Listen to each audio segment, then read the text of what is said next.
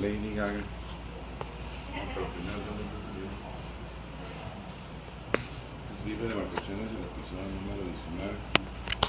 Es un collage de cómo ahorrar y aprende cómo se comunica Lady Gaga. Una de las formas de ahorrar es no creer en los doctores mexicanos, porque los doctores, estamos con un doctor mexicano que vive del lado americano. Este doctor nos está diciendo que no hay que operar. Había que operar a Guillermo Lizárraga Villarreal, pero siempre no, porque aquí hay medicina más barata.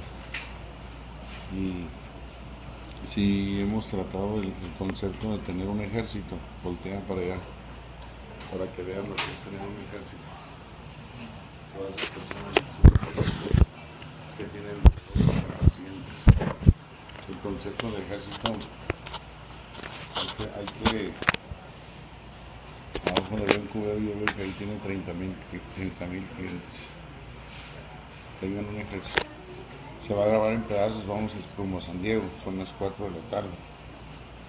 Estamos esperando al doctor. Aprendemos de todo, aprendemos de Lady Gaga y estamos sobre las 15,000 cuentas. Gracias.